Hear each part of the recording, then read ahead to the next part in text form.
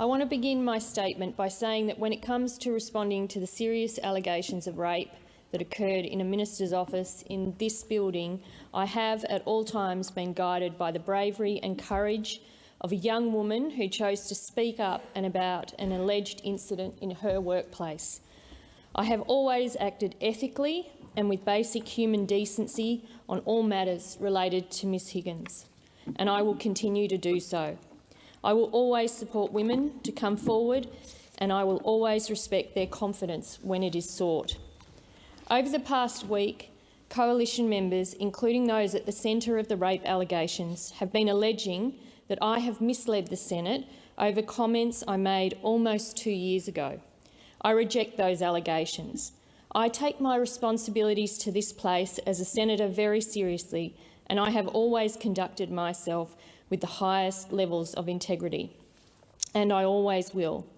I did not mislead the Senate. At Senate estimates on June 4th, 2021, the then Minister for Defence, Senator Reynolds, said, "I know where this started." She went on to say, "I was told by one of your senators 2 weeks before about what you were intending to do with the story in my office, 2 weeks before." I was shocked at the assertion made by Senator Reynolds, with the clear implication that I was responsible or had some involvement with making that story public. That was not true. It was never true, and I responded to that allegation by saying no one had any knowledge. I explained that to Senator Reynolds in a wide-ranging private meeting that night, where several matters were discussed. I informed Senator Reynolds that I'd been given a heads-up about the allegations in the days before they became public, an explanation she accepted at the time, some 2 years ago. In fact, Senator Reynolds even said so on the record in Senate estimates that same night, and I quote, "I would like to say, in relation to the matters raised before the dinner break, Senators Wong, Gallagher and I had a very respectful discussion during the dinner break, and they have assured me they were not involved in that matter becoming public. I accept their assurance." I repeat, she said they've assured me that they were not involved in that matter becoming public, and I accept their assurance. This proves that Senator Reynolds knew the context of our exchange that evening was around whether I was involved in that matter becoming public, and I was not. Senator Reynolds and Senator Ruston have known that for 2 years and have never since raised a concern about that with me. The allegations that were made public were done so on Ms Higgins' own terms. Those are the facts, facts that appear to have been lost in the past week. I want to be clear with this Senate, as I was with Senator Reynolds and Senator Ruston on the night of June 4th, 2021. I was provided with information in the days before the allegations were first reported, and I did nothing with that information, absolutely nothing. I was asked to keep it to myself, and I did. I did nothing differently on this occasion compared to hundreds of other times that people have reached out to me in my time as a politician and asked me to keep their information private, including women seeking support over alleged sexual assaults, violence and harassment. Being available and trusted by our constituents is fundamental to the jobs we do on behalf of them. I was not involved in any way with the story that went to air on the night or was reported online that morning. I was in no way involved with the timing in which this story was published or aired. Any allegation or assertion that I did is wrong, and I reject it in the strongest possible terms.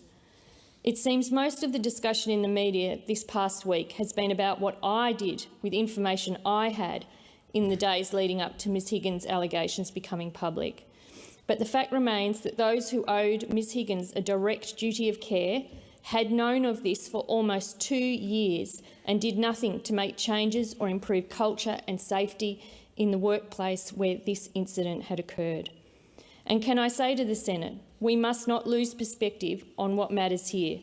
At the heart of this whole story sits the well-being, or otherwise, of a young woman who came forward and made allegations on her own terms, a woman who bravely stood up and spoke out on her own terms and confronted her employer, the then government, that Ms Higgins feels significantly let down by in the days, weeks and months following the allegations she reported to them. At a time when she needed their support the most, she should have been dealt with as a human being, not a problem that needed managing. The response shouldn't have been calculated by the political needs of the coalition government. It should have been met with compassion and support, and it wasn't. And we cannot lose perspective on the questions that remain unanswered by people in this place who had a responsibility, a direct duty to this young woman. Unanswered questions about when they first became aware, some 2 years before this matter was made public. Unanswered questions about what actions they took, some 2 years before these allegations were made public. Unanswered questions about who did they share this information with. For example, the secret Gaetjens report, commissioned by the former Prime Minister, Mr Scott Morrison, that still hasn't seen the light of day. It does seem strange to me that I am providing a statement to the Senate, but those that were much closer to the events in 2019 have not done so. Because of Ms Higgins' bravery, positive changes have occurred in this building. For example, the Kate Jenkins Set the Standard report. We all have a responsibility to lead by example in this parliament, and that report made this very point. Along with my parliamentary colleagues, we are driving that change through the cross-party parliamentary leadership group to ensure that this is a safe building for everybody to work in. We want Parliament House to be one that sets an example for other workplaces, and that if staff experience harassment or assault, that they feel supported and confident enough to come forward and report it. But the events of the past week, with the media coverage, the questions surrounding the publication of a young woman's personal phone records that had been provided for use in a court, splashed across TV and newspaper, with opposition members giddy with the coverage, has done nothing but seriously damage this confidence. I fear that the message out of this for women who want and need to come forward is watch out.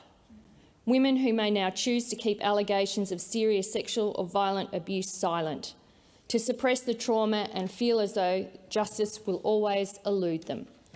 Women who might feel like the system won't properly protect their welfare and might let them down, and I'm not going to stand for that. Finally, on the issue of the Commonwealth settlement of the claim brought by Ms Higgins, much has been incorrectly written about my role in this over the past few months, despite those outlets being provided with the accurate information.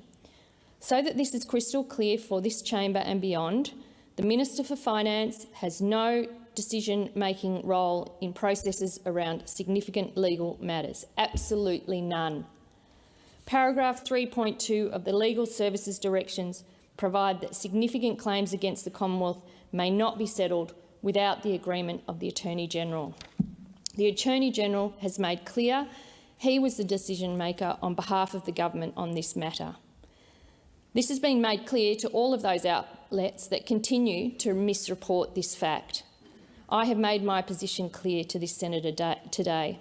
I repeat again, I take my responsibilities as a senator for the ACT seriously and act with integrity at all times.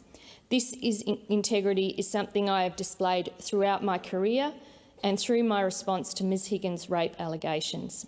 I thank you for the opportunity to make a statement.